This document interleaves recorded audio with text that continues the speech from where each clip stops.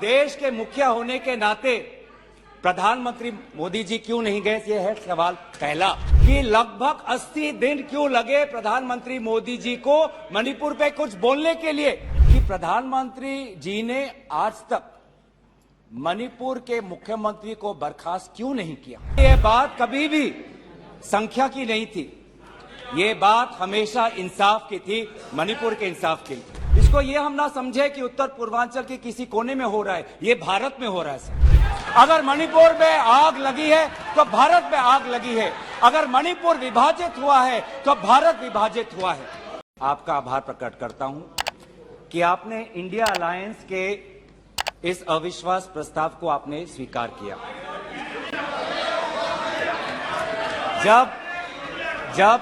जब आपने पूछा कि इस अविश्वास प्रस्ताव के समर्थन में कौन कौन खड़ा है, तो मैं इस मंच से हमारे सारे इंडिया अलायंस दलों के सांसदों को मैं धन्यवाद और आभार प्रकट करता हूं। सर, ये अविश्वास प्रस्ताव हमारी मजबूरी है, ये हमारी मजबूरी है कि हम अविश्वास प्रस्ताव हमें लाना पड़ा, क्योंकि ये बात कभी भी संख्या की नहीं थी, ये बात हमेशा इंसाफ की थी, मणिपुर के इंसाफ की। आप पहले प्रस्ताव रख दो आप पहले। सर, प्रस्ताव मैंने आपसे अनुमति मांगा, मैं प्रस्ताव आगे करता हूं। मैंने शुरुआत में उनकी अनुमति मांगी। ये इंसाफ मणिपुर की है, मणिपुर के लिए है, इंसाफ है। मैं पढ़ूं महोदय, मैं निम्नलिखित प्रस्ताव पेश करता हूं कि ये सभा मंत्री परिषद में विश्वास का भाव व्यक्त करती है। सर, अध्यक्ष महोदय, ये अविश्वास प्रस्ताव मणिपुर के लिए हम लाए हैं, इंडिया अलायंस, क्योंकि मणिपुर आज इंसाफ मांगता है, मणिपुर का युवा इंसाफ मांगता है, मणिपुर की बेटी इंसाफ मांगती है, मणिपुर के किसान इंसाफ मांगते हैं, मणिपुर के छात्र इंसाफ मांगते हैं। और मार्टिन लूथर किंग ने कहा है, मार्टिन लूथर किंग ने कहा है कि अगर कहीं भी नाइंसाफी हो तो वो हर जगह के लिए इंसाफ का खतरा बन सकता है। Injustice anywhere is a threat to justice everywhere. तो ये जो घटनाएं मणिपुर में हो रही है, इसको ये हम ना समझे कि उत्तर पूर्वांचल के किसी कोने में हो रहा है, ये भारत में हो रहा है। सर, अगर मणिपुर जल रहा है तो भारत जल रहा है, अगर मणिपुर में आग लगी है तो भारत में आग लगी है, अगर मणिपुर विभाजित हुआ है तो भारत विभाजित हुआ है। तो आज हम सिर्फ मणिपुर की बात नहीं कर रहे, हम भारत की बात कर रहे हैं। सर, हमारी मांग स्पष्ट थी कि देश के मुखिया होने के नाते प्रधानमंत्री सदन में आए, अपनी बात रखे, अपनी संवेदना प्रकट करे और उस पर सारे पार्टी समर्थन दे और मणिपुर को एक संदेश जाए कि इस दुख की घड़ी में पूरा सदन मणिपुर के साथ है, हम मणिपुर में शांति चाहते हैं। यह हमारी अपेक्षा थी, यह हमारी अपेक्षा थी। लेकिन अफसोस की बात है कि ऐसा नहीं हुआ। प्रधानमंत्री महोदय ने एक मौन व्रत लिया कि सदन में ना लोकसभा में कुछ बोलेंगे, ना राज्यसभा में कुछ बोलेंगे, और इसीलिए अध्यक्ष महोदय, ये नौबत आनी पड़ी कि हम अविश्वास प्रस्ताव के द्वारा प्रधानमंत्री मोदी जी का मौन व्रत हम तोड़ना चाहते हैं। सर, साफ साफ 3 सवाल है प्रधानमंत्री महोदय से। सवाल पहला, कि आज तक वो मणिपुर क्यों नहीं गए। राहुल जी गए, इंडिया अलायंस के विभिन्न पार्टीज गए, गृह मंत्री जी गए, एमओएस होम गए, पर देश के मुखिया होने के नाते प्रधानमंत्री मोदी जी क्यों नहीं गए, ये है सवाल पहला। सवाल दूसरा, कि लगभग 80 दिन क्यों लगे प्रधानमंत्री मोदी जी को मणिपुर पे कुछ बोलने के लिए, और जब बोले तो सिर्फ 30 सेकंड के लिए बोले, और उसके पश्चात आज तक भी प्रधानमंत्री मोदी जी की तरफ से ना कोई संवेदना का शब्द, ना कोई शांति की याचना। मंत्री मंडल बोल रहे हैं कि हम बोलेंगे। आप बोलें, आपको किसी ने नहीं रोका। लेकिन प्रधानमंत्री मोदी जी एक प्रधानमंत्री होने के नाते उनके शब्दों में जो महत्व है वो किसी मंत्री के शब्दों में नहीं है। माफ कीजिएगा। प्रधानमंत्री मोदी जी अगर प्रधानमंत्री होने के नाते एक शांति की पहल करें, उस कदम में जो ताकत है वो किसी मंत्री या किसी सांसद में वो ताकत नहीं है, एक प्रधानमंत्री होने के नाते।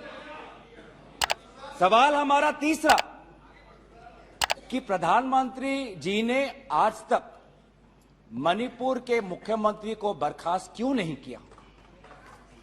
आपने गुजरात में जब निर्वाचन आए, गुजरात में जब आपको अपनी राजनीति करनी थी तो गुजरात में मुख्यमंत्री बदल दिए, एक बार नहीं 2 बार। उत्तराखंड में निर्वाचन आ रहे थे तो उत्तराखंड में 1 बार, 2 बार, 3 बार, 4 बार शायद आपने मुख्यमंत्री बदल किए। त्रिपुरा में निर्वाचन आए तो त्रिपुरा में भी आपने निर्वाचन आपने से पहले अब मुख्यमंत्री को बदला। मणिपुर के मुख्यमंत्री में ऐसा क्या आपने विशेष आपका आशीर्वाद आप दे रहे हैं जिन्होंने खुद कबूल किया है कि आज मेरे कारण एक इंटेलिजेंस फेलियर हुआ है? ये 3 सवाल हैं सर, और शायद इन 3 सवालों का 3 उत्तर भी है। प्रधानमंत्री मोदी जी मणिपुर पर क्यों मौन हैं? शायद उस प्रश्न का उत्तर भी 3 है। पहला उत्तर कि प्रधानमंत्री मोदी जी को कबूल करना पड़ेगा कि उनकी डबल इंजन की सरकार, उनकी सरकार मणिपुर में व्यर्थ हो गई है, विफल हो चुकी है। इसीलिए आज मणिपुर में 150 लोग मरे, लगभग 5000 घर जलाए गए, लगभग 60,000 लोगों आज शिविर में हैं, लगभग 6500 एफआईआर है। और मुख्यमंत्री, प्रदेश के मुख्यमंत्री होने के नाते जो एक संवाद का वातावरण बनाना चाहिए था, जो एक शांति, अमन और सद्भावना का एक वातावरण जो बनाना चाहिए था, आज उन्होंने सिर्फ मई महीने से नहीं, पिछले 2-3 सालों से ऐसे कुछ भड़काऊ उन्होंने कदम लिए हैं जो आज समाज के बीच में तनाव पैदा हो गया है। आज हम मणिपुर गए हैं, क्या मणिपुर में यह सबसे पहला हिंसा हुआ है? नहीं। क्या उत्तर पूर्वांचल में यह सबसे पहला हिंसा हुआ है? नहीं। इससे पहले भी हुए हैं, मणिपुर में भी हुए हैं। मैं खुद उत्तर पूर्वांचल का हूं, मैं खुद जिम्मेवारी से कहता हूं कि हुए हैं। लेकिन पहली बार, अरे आप में से तो कोई गया भी नहीं, आप क्या जानेंगे? पहले जाओ और फिर हमें परामर्श दो, पहले आप लोग जाओ। सर हम गए और बहुत दुख हुआ कि हमने समाज में 2 वर्गों के बीच ऐसा बंटवारा, समाज के 2 वर्गों के बीच हृदय में इतना आक्रोश, इतना गुस्सा हमने पहले कभी नहीं देखा। हमने पहले कभी भी नहीं देखा कि आज समाज का एक वर्ग दूसरे के प्रति बदले की भाषा का प्रयोग कर रहा है। हमने कभी भी नहीं देखा कि एक प्रदेश में एक ऐसी लकीर खींच दी गई है कि पहाड़ पे एक वर्ग के लोग रहते हैं और वैली में एक वर्ग के लोग रहते हैं। अफसोस की बात है सर कि जो सरकार एक इंडिया की बात करती है, आज उन्होंने 2 मणिपुर आपने बना दिए हैं। आपके राजनीति से 2 मणिपुर आज बन गए। मैं मणिपुर के मुख्यमंत्री को, इस सदन से पूर्व प्रधानमंत्री वाजपेयी जी की राजधर्मों को याद करने के लिए सलाह दूंगा, जिन्होंने कहा कि राजा के लिए, शासक के लिए प्रजा में भेद नहीं हो सकता, ना जन्म के आधार पर, ना जाति के आधार पर, ना समुदाय के आधार पर। सर आज इस माहौल में अगर सबसे ज्यादा पीड़ा किसी को झेलना पड़ा है तो महिलाओं और बच्चों को। हमने देखे हैं वो वायरल वीडियो में, उनका मैं उल्लेख नहीं करना चाहूंगा, उससे सबको पीड़ा हुआ। पर ऐसे मुख्यमंत्री जी ने स्वयं कहे कि ऐसे 100 एफआईआर हैं। हम भी गए हैं सर, इंडिया डेलीगेशन, हमारे संसदीय दल, उस परिवार से हम मिलके आए हैं जिसमें दो महिलाओं के साथ इतना बुरा व्यवहार हुआ, अत्याचार हुआ। हमने ऐसे भी एक परिवार से मिले जिसमें एक 80 साल की महिला जो एक स्वतंत्रता संग्रामी की पत्नी थी, उसको घर के अंदर बंद करके जिंदा जला दिया। जो दो महिला जिसको लेकर आज सुप्रीम कोर्ट तक ये बात गई है, उसमें से एक महिला का पत्नी कारगिल में हमारे देश के लिए हमारी सीमा को सुरक्षा कर रहा था। वो कारगिल का जवान बोल रहा है मैंने देश को बचाया, पर मैं अपने घर और अपने परिवार को नहीं बचा पाया। जब हम उनसे मिलते हैं तो हमको क्या कहें? आप लोग कहते हैं हम फोटो ऑप करने गए थे। सर, दुख के समय में संवेदना उनको देने गए थे।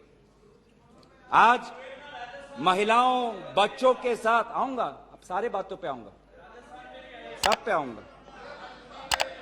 धर्मीय जगह को भी बख्शा नहीं गया। धर्मीय अनुष्ठान पर भी आज भीड़ घुसी और उसका असम्मान किया। आज इंटरनेट नहीं है। आप कहते हैं कि सब नॉर्मल है, स्थिर है। आज भी इंटरनेट नहीं है, बच्चे स्कूल नहीं जा पा रहे, लोग अपनी बातें नहीं रख पा रहे। आज भी कितनी महिलाओं पर अत्याचार हुआ है, वो अपनी बात ही नहीं रख पा रहे। वो तो वीडियो वायरल हो गया, नहीं तो मुझे लगता था कि आज तक प्रधानमंत्री मोदी जी मौन रहते अगर वीडियो वायरल नहीं होता। पर ऐसे हजार से ऐसे अत्याचार हुए। लेकिन वहां के मुख्यमंत्री क्या कहते हैं? अभी ड्रग्स के ऊपर वो बोलते हैं कि ये सब ड्रग्स के लिए हुआ है। अध्यक्ष महोदय, बहुत गंभीर पूर्वक मैं ये बात अपने आपके समक्ष सदन में रख रहा हूं कि मणिपुर के मुख्यमंत्री के कार्यालय से जब एक ड्रग माफिया के बड़े नेता को वहां की पुलिस ने पकड़ा तो मुख्यमंत्री के दफ्तर से फोन गया कि उस ड्रग के माफिया को बचाओ, रिहा करो। और वो ड्रग का माफिया कौन था? वो ड्रग का माफिया आप ही की दल के ऑटोनोमस डिस्ट्रिक्ट काउंसिल के चेयरमैन थे, जो वहां पे जब इटोचा सिंह को पकड़ा गया, लॉयंग नांगबंग इटोचा, जब इस व्यक्ति को पकड़ा गया तो मुख्यमंत्री के दफ्तर से फोन गया कि इसको रिहा करो। और ये इटोचा कौन है? वहीं के राज्य सरकार के पीएचई मिनिस्टर सुशील द्रो के भाई हैं। आज ये इन सरकार राज्य में ड्रग्स की बात करते हैं, ड्रग्स के साथ मुख्यमंत्री महोदय के दफ्तर का ताल्लुकात है। ये बात मैं नहीं कर रहा, वो पुलिस अफसर जिनको इनकी राज्य सरकार ने मेडल दिया, वो आज वो बात कर रही है कि ये सरकार ने मुझे मेडल दिया और यही सरकार मुझे ड्रग्स से जुड़े हुए इनके दल के नेताओं को छोड़ने के लिए कह रही है। उन्होंने अपना मेडल वापस कर दिया राज्य सरकार। पॉपी फार्मिंग की बात करते हैं। आज आपका ही narcotics and affairs of border NAB ये कहता है the scale of poppy plantation in Manipur has spread across 15,400 acres of land in the hills between 2017 and 2023। 2017 में आपकी सरकार आई थी।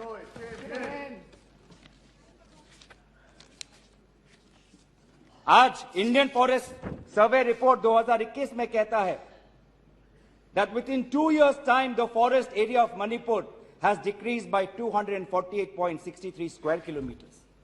ये आपके सरकार के नजर के सामने वहां के जंगलों को काटा जा रहा है और पॉपी फार्मिंग को बढ़ावा दिया जा रहा है। गृह मंत्री ड्रग्स को लेकर बार बार वक्तव्य देते हैं, लेकिन गृह मंत्री महोदय आपको भी पता है कि पिछले 5-6 सालों में ड्रग्स की ये समस्या कमी नहीं, थमी नहीं, बढ़ती जा रही है। लगभग 2017 में NCRB का डेटा है 1113 केसेस, 2021 में 3611। तो ड्रग्स की समस्या आज बढ़ती जा रही है। तो कहीं ना कहीं प्रधानमंत्री जी चाहते हैं कि वो मौन रहे ताकि उनकी राज्य सरकार की छवि धूमिल ना हो, क्योंकि उनको छवि से लगाव है। चाहे लोगों पे अत्याचार हो, ड्रग्स की समस्या बड़ी हो, ये उनके लिए महत्व नहीं रखता। पर जैसे कि मैंने कहा कि उनके मौन रहने का कारण 3 है, अभी तो मैंने सिर्फ एक कारण का उजागर किया। और दूसरा कारण यह है, और बहुत मैं सम्मानपूर्वक ये बात कहना चाहता हूं, दूसरा कारण प्रधानमंत्री मोदी जी का मौन रहने का यह है कि आज भारत केंद्र सरकार का गृह विभाग और राष्ट्रीय सुरक्षा सलाहकार आज विफल हुए हैं। क्या हो रहा है मणिपुर में? 5000 से ज्यादा हथियार आज लोगों के हाथों में है। लगभग 35 पुलिस स्टेशन में भीड़ वहां जाकर वहां से हथियार अपने साथ ले जाते हैं। कभी आप जितने भी राज्यों का आपने जो उजागर किया है, कभी ऐसी स्थिति देखी है कि 2 महीनों में एक भीड़ पुलिस थाने में जाकर, पुलिस ट्रेनिंग कॉलेज में जाकर वहां पे जो हथियार है वो लेके जाती है? क्या क्या हथियार ले गए हैं? क्या क्या हथियार लूट के ले गए हैं? INSAS rifle, AK-47, light LMG light machine gun, self loading rifle, SMC, motor, grenade, bulletproof jacket, 6 lakh enumeration, 6 lakh गोलियां आज लोगों के बीच में है। कि ये राष्ट्रीय सुरक्षा का मामला नहीं है? कहां है राष्ट्रीय सुरक्षा सलाहकार? ये जो बंदूक है, ये जो गोलियां हैं, किस पर चलाएंगे? ये गोलियां हमारे भारतीय सेना के नौजवानों पे चलाएंगे। ये गोलियां मणिपुर के पुलिस पर चलाए जाएंगे। ये गोलियां मणिपुर के निहत्थे लोगों पर बरसाए जाएंगे। क्या क्या आपने आज ये जो हथियार है सिर्फ मणिपुर तक सीमित नहीं रहेंगे सर। लगभग ये जो 6 लाख एम्यूनेशन है, गोला बारूद है, AK-47, ये तो युद्ध के हथियार है, ये युद्ध के अस्त्र है। ये सिर्फ मणिपुर तक नहीं सीमित रहेंगे, ये आज उत्तर पूर्वांचल में भारत के अलग अलग जगह में ये हथियार जाएंगे और भारत के समाज को आज अशांति का वातावरण बनाएंगे। तो क्या कर रहे हैं आप? आज दुख की बात है कि अभी मुख्यमंत्री पहले तो समाज पर दोष ठहरा रहे थे, अब मुख्यमंत्री, मणिपुर के मुख्यमंत्री केंद्र सरकार और असम राइफल्स पे आज निशाना साध रहे हैं। आज ही हमें सुनने में मिला कि असम राइफल्स, जिसको जिम्मेवारी दी गई है देश को, लोगों को बचाने के लिए, उनको हटाया जा रहा है। मुख्यमंत्री के घर के जो विधायक हैं, मैं उनका नाम नहीं लूंगा, वो पूछते हैं कि इतने हथियार कहां से आए? क्या कर रही है केंद्रीय शासित सुरक्षा दल? ये असम राइफल्स किसके अनुसार काम करता है? ये असम राइफल्स गृह विभाग के मंत्रालय से इनको निर्देश दिया जाता है। तो एक ऐसी व्यवस्था बन गई है मणिपुर में कि मणिपुर के पुलिस आज असम राइफल्स के जवान पर उंगली उठा रहे हैं, असम राइफल्स के जवान आज मणिपुर के पुलिस पर उंगली उठा रही है। ये बना है 21वीं सदी के भारत में। ऐसे हम समाधान कर रहे हैं पिछले 3 महीनों से। आज सुप्रीम कोर्ट ने जो जांच कमेटी बैठाई, उससे साफ साफ साबित होता है कि सुप्रीम कोर्ट ने भी आज केंद्र सरकार और राज्य सरकार के जो काम है उसको स्वीकार नहीं किया है। आज इसीलिए कमेटी बैठाई गई है। मैं पूछना चाहूंगा कि गृह मंत्री, आपने एक 51 मेंबर्स का कमेटी बैठाया, कितने बार वो कमेटी बैठी? आप 3 दिन थे, आप वहां पे गए, 51 आपने एक पीस कमेटी बैठाई, अच्छी बात है, लेकिन वो कमेटी आज तक असफल रही। गृह मंत्री ने कहा कि मैं 15 दिन बाद में आऊंगा, पर गृह मंत्री 15 दिन हो गए हैं पर मणिपुर में दिखाई नहीं दिए। जब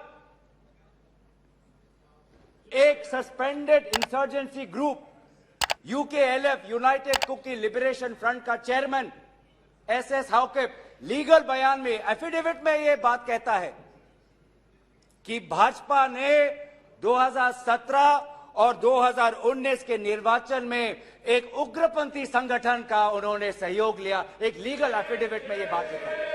ये है इनका राष्ट्रवाद, ये है इनका राष्ट्रवाद। जो राष्ट्रवाद देश की अखंडता को आज सत्य के दांव पे आज भूल चुका है। ये राष्ट्रवाद है कि जो आज देश की अखंडता के साथ खिलवाड़ कर रहा है। आज उत्तर पूर्वांचल में आपके बड़े बड़े जो भी बातें हैं सारे अभी तक नाकाम रहे। एनआरसी की बात करते हैं, आज तक एनआरसी असम में लागू नहीं हुआ। सीएए की बात करते हैं, ऐसा एक माहौल वहां पे हुआ कि पूर्व जापान के प्रधानमंत्री असम नहीं जा पाए। नागा पीस फ्रेमवर्क 8 साल हो गए, अभी तक हमने नहीं देखा कि ये नागा पीस फ्रेमवर्क में हुआ क्या है। गृह मंत्री आज नागा विधायक से अलग से मिलते हैं, मणिपुर के से आए हुए कुकी विधायक से अलग से मिलते हैं। क्यों नहीं आप सबको एक साथ मिलकर बुलाएं और शांति की अपेक्षा करें? ये अलग अलग मीटिंग क्यों? ऐसे उत्तर पूर्वांचल की समस्या नहीं सुलझेगी कि अगर आप समाज, जाति, धर्म के आधार पर बंटवारा करें। आपको साथ में लेना पड़ेगा। पहली बार हम ये देख रहे हैं कि 2 उत्तर पूर्वांचल के राज्य असम और मिजोरम के पुलिस अफसर एक दूसरे पे गोली चला रहे। ये आपकी राष्ट्रीय सुरक्षा की नीति है। इसी बात का उजागर राहुल गांधी जी ने इस सदन में किया था जब उन्होंने आपको चेतावनी दी थी कि आप उत्तर पूर्वांचल के साथ खिलवाड़ कर रहे हो। उत्तर पूर्वांचल हमारे देश का हिस्सा है, इन्होंने कहा था। आज जो तीसरा कारण मैं आना चाहता हूं जिसके कारण प्रधानमंत्री मोदी जी मौन है। पहला, उनकी राज्य सरकार विफल थी। दूसरा, उनका गृह विभाग और राष्ट्रीय सुरक्षा सलाहकार विफल रहे। और तीसरा, प्रधानमंत्री मोदी जी के मौन रहने का कि वो अपनी भूल कबूल करना नहीं चाहते। अगर वो बोले तो कि उनकी चूक हुई है राज्य सरकार से, तो ये भूल वो कभी जनता के सामने कबूल नहीं करना चाहते, मौन रहना पसंद करते हैं।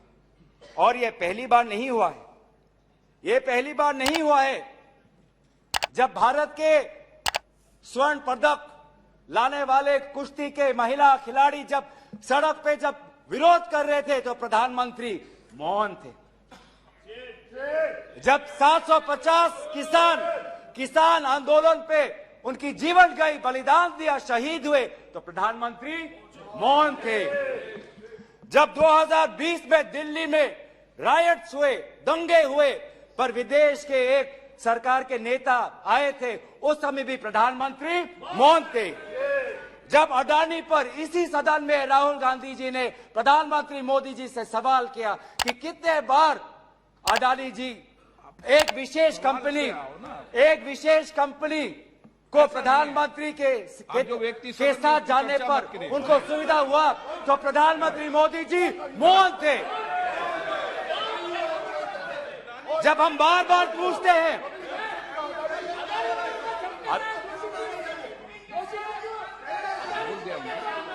सर बड़ी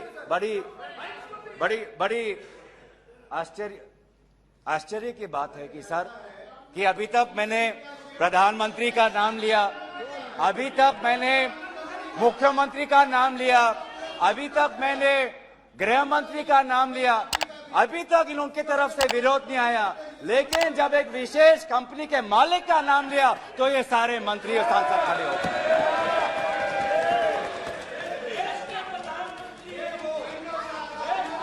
किसकी सरकार है सर? ये किसकी सरकार है? जब चीन पर हमने सवाल किया, चीन पर आप पूछे, मैं चीन पर आता हूं। जब चीन पर हमने सवाल किया कि चीन हमारे सीमा के अंदर कितने किलोमीटर पर है, तो प्रधानमंत्री मोदी जी मौन रहे। प्रधानमंत्री मोदी जी ने G20 के बाली समिट में प्रेसिडेंट शी जिनपिंग के साथ क्या बातचीत की, उनके विदेश मंत्रालय ने इसको छुपाने की कोशिश की। लेकिन जब चीन के विदेश मंत्रालय से बात आई तो भारत सरकार के विदेश मंत्रालय ने खुद कबूल किया कि हाँ, हमने ये बात हमने छुपाई थी कि बहुत संवेदनशील बातें प्रधानमंत्री मोदी जी ने शी जिनपिंग के साथ बाली में किया। हम पूछना चाहते हैं कि क्या बातें की आपने, क्या समझौता हुआ, क्या बताएंगे? विदेश मंत्री ने कुछ दिन पहले हम सबके समक्ष एक स्टेटमेंट रखा, पर उस स्टेटमेंट पर भी बाली में प्रधानमंत्री मोदी जी और प्रेसिडेंट राष्ट्रपति शी जिनपिंग के बीच में क्या बात हुई, इन्होंने उजागर नहीं किया। आप चीन की बात करते हैं, तो प्रधानमंत्री मोदी जी जब जम्मू कश्मीर के पूर्व राज्यपाल ने कहा कि उन्होंने प्रधानमंत्री को फोन किया था, तो पूर्व ये राज्यपाल ने क्या कहा कि उनको चुप रहने का सलाह उनको मिला। प्रधानमंत्री मोदी जी मौन रहे। जब पूर्व एक राज्यपाल ने कहा कि हमने सुरक्षा मांगी थी हमारे पुलवामा के जवानों के लिए, लेकिन हमको कोई सुरक्षा नहीं मिली। जब ऐसा गंभीर बात एक पूर्व राज्यपाल, आपकी ही चुनी हुई राज्यपाल ने रखा, तो प्रधानमंत्री मोदी जी मौन रहे। जब कोविड में सेकेंड वेव में लोग के सांसों में, फाफड़ों में ऑक्सीजन नहीं था, तब प्रधानमंत्री पश्चिम बंगाल में वोट मांग रहे थे। जब मणिपुर में महिलाओं पर अत्याचार हो रहा था, तो प्रधानमंत्री जी कर्नाटक में वोट मांग रहे थे। ये कैसा राष्ट्रवाद है? यह कैसा राष्ट्रवाद है जो देश से ऊपर अपने सत्ता को ज्यादा महत्व देता है? इस देश के इतिहास में हमने दूसरे प्रधानमंत्री भी देखे हैं। हमने ऐसे भी प्रधानमंत्री देखे हैं जिन्होंने उत्तर पूर्वांचल और भारत की संवेदना को समझा। मैं उदाहरण देना चाहता हूं। जब असम में हमारा असम अकॉर्ड हुआ 1985 में, तो असम में हमारी कांग्रेस की सरकार थी, लेकिन शांति के पहल के लिए उस समय के पूर्व प्रधानमंत्री राजीव गांधी जी ने कहा कि कांग्रेस की सरकार बर्खास्त होनी चाहिए, हम एक निर्वाचन लाना चाहते हैं ताकि शांति आगे बढ़े। ये हमारा राष्ट्रवाद है कि दल से ऊपर हमारा देश, ये हमारा राष्ट्रवाद है। जब मीजो अकॉर्ड हुआ, सुन लीजिए, सुनने का धैर्य रखिए। जब मीजो अकॉर्ड हुआ 1986 में, तो मिजोरम में हमारी सरकार थी, लेकिन राजीव गांधी जी ने लालडेंगा जी के साथ समझौता करके मीजो अकॉर्ड उन्होंने स्थापना किया 1986 में, और वहां के पूर्व लालडेंगा जी मिजोरम के इंटरिम गवर्नमेंट के मुख्यमंत्री बने। और निर्वाचन यह है कि हमें सत्ता नहीं, हमें शांति चाहिए उत्तर पूर्वांचल में। अगर सत्ता खोनी पड़ी, दल का बलिदान देना पड़ा, तो उत्तर पूर्वांचल और देश की अखंडता के लिए हम वो बलिदान देने के लिए तैयार हैं। सोनिया जी को याद होगा, जब मीजो अकॉर्ड हुआ उसके अगले ही दिन राजीव गांधी जी और सोनिया जी मिजोरम गए थे, आइजवाल गए थे, और जगह जगह पर लोगों ने इन दोनों का स्वागत किया और उन्होंने कहा, स्वागत राजीव गांधी जी, वेलकम राजीव गांधी जी, आप शांति के प्रतीक हो। ऐसा पहल प्रधानमंत्री मोदी जी मणिपुर में क्यों नहीं करते? हम उनका समर्थन करेंगे। इस सदन में जब 2012 में असम में कोकराझार में जब हिंसा हुआ, तो इस सदन में, लोकसभा में, राज्यसभा में हमारे पहले प्रधानमंत्री डॉक्टर मनमोहन सिंह जी ने इस सदन में उन्होंने बात रखी।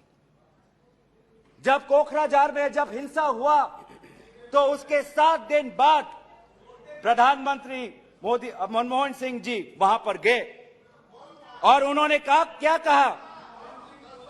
उन्होंने कहा असम में जाकर, we are one people, we are one nation, we must live together as such, we must restore peace and calm throughout the area. ऐसी बातें प्रधानमंत्री मोदी जी क्यों नहीं करते? चलिए मेरे दल का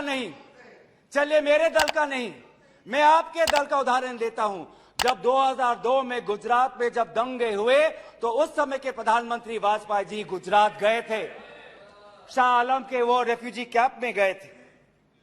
तो सीधा सर, मैं प्रधानमंत्री जी से 3 में हमारी याचना है। 3 हमारी याचना है। याचना 1 कि वो सदन में आकर अपनी बात रखे। लोकसभा में आए और राज्यसभा में भी जाएं, लोकसभा में भी आए और राज्यसभा में भी जाए।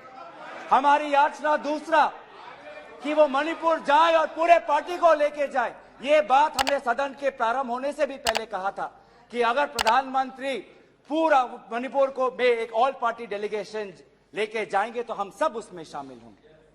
और हमारा तीसरा ये याचना है कि मणिपुर के विभिन्न समाज सेवक संगठनों को बुलाकर एक मीटिंग करिए, शांति का एक पहल रखिए। लेकिन प्रधानमंत्री क्या कर रहे हैं? प्रधानमंत्री आज इंडिया अलायंस को बदनाम करने में तुले हैं, देश के नाम को आज बदनाम करने में तुले हैं। अफसोस की बात है, अफसोस की बात है, जब आप पॉपुलर फ्रंट ऑफ इंडिया की बात करते हैं, इंडिया मुजाहिदीन की बात करते हैं, ईस्ट इंडिया कंपनी की बात करते हैं, तो हम इंडियन इंस्टीट्यूट ऑफ टेक्नोलॉजी की बात करते हैं, हम इंडियन स्पेस रिसर्च ऑर्गेनाइजेशन की बात करते हैं, हम इंडियन पुलिस फोर्स की बात करते हैं, हम इंडियन एयरफोर्स की बात करते हैं। आप जब इंडिया को बदनाम करते हैं तो हमें तो भारत का तिरंगा दिखता है, जहां पे गेरुआ है, सफेद है, हरा है और बीच में अशोक का चक्र है। आज नफरत एक हथियार बन चुका है, नफरत एक हथियार बन चुका है वोट जीतने के लिए। वो चाहे मणिपुर में हो, वो चाहे हरियाणा में हो, वो चाहे कर्नाटक में हो, वो चाहे मध्य प्रदेश में हो। आप जितना भी नफरत फैलाएं, आप जितना भी नफरत फैलाएं, हमने राहुल जी के नेतृत्व में भारत जोड़ो यात्रा किया है। आपके नफरत के बाजार में हम जगह जगह पे मोहब्बत का दुकान खोलेंगे। हम संविधान की सुरक्षा करेंगे। Our constitution that talks about equality, liberty, justice, fraternity, हम इस संविधान के आदर्शों की हम सुरक्षा करेंगे। आप पूंजीपतियों का विकास चाहते हैं, सबका विकास कहते हैं, लेकिन करते हैं पूंजीपतियों का विकास, और वो भी सिर्फ 6 पूंजीपतियों का। आज भारत में एक ऐसा हमने व्यवस्था देखा है कि 6 कंपनियों के पास आज 25% पोर्ट है, 45% सीमेंट प्रोडक्शन है, 33% स्टील प्रोडक्शन है, 60% टेलीकॉम प्रोडक्शन है, 45% कोल प्रोडक्शन है। ये है आपका विकास का मॉडल, ये है आपका विकास का मॉडल। मैं उस कंपनी का नाम नहीं लूंगा जिससे आप उत्तेजित हो जाते हैं, लेकिन दूसरे कंपनी को तो नाम ले सकता हूं। ये कैसा प्रक्रिया है सर? ये कैसा कॉम्पिटेटिव इकोनॉमी बना रहे हैं? जब अप्रैल 2030 में श्री सीमेंट संघी इंडस्ट्रीज को खरीदना चाहता है तो जून में ही श्री सीमेंट पर आईटी का डिपार्टमेंट का रेड होता है, और जुलाई 2023 में श्री सीमेंट एक्विजिशन से बाहर निकलता है, और अगस्त में अडानी का अंबुजा सीमेंट संघी इंडस्ट्री को खरीदता है। ये इकोनॉमी बना रहे हैं, ऐसा इकोनॉमी आप बनाएंगे? हम चाहते हैं पूंजीपतियों का विकास नहीं, हम चाहते हैं कि किसान का विकास हो जिससे राहुल जी मिले हैं। हम चाहते हैं वो मैकेनिक का विकास हो जिससे राहुल जी मिले हैं। हम चाहते हैं वो फैक्ट्री वर्कर का विकास हो जिससे हमारे पास आते हैं वो स्मॉल बिजनेस, वो ट्रेडर्स जो हमारे पास आते हैं, हम उनका विकास चाहते हैं। आप गरीबों की बात करते हैं, आपने गरीबों के साथ विश्वासघात किया है।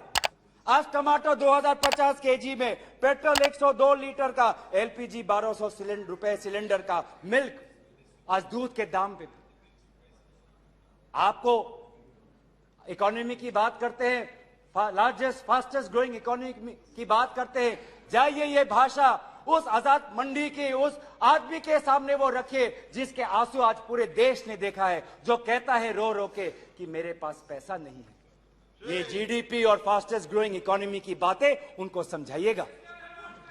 आजादपुर मंडी में राहुल जी गए, आप किसान की बात करते हैं, आपके डेटा में आज हमको मिला है कि लगभग 10,000 किसानों ने आत्महत्या कर दी है, जिसमें से किसान है, श्रमिक है, कल्टीवेटर्स है। ये है पार्लियामेंट में आज उत्तर आता है कि एमजीएनरेगा में 5 करोड़ लोगों को आज एमजीएनरेगा से बाहर कर दिया है। ये आपका विकास है?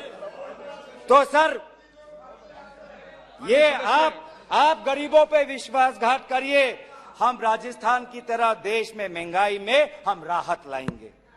आप आदिवासियों में अत्याचार करें, हम आदिवासी छात्र महिलाओं और एनजीओ के साथ हम भारत को हम जोड़ेंगे और इंडिया को जिताएंगे। India that is a union of states we will protect and we will win. जो 2024 में भारत जीतेगा, इंडिया जीतेगा। इनका अहंकार मत करिए। इन्हीं बातों के साथ मैं अपना प्रस्ताव यहीं पे रखता हूं। धन्यवाद।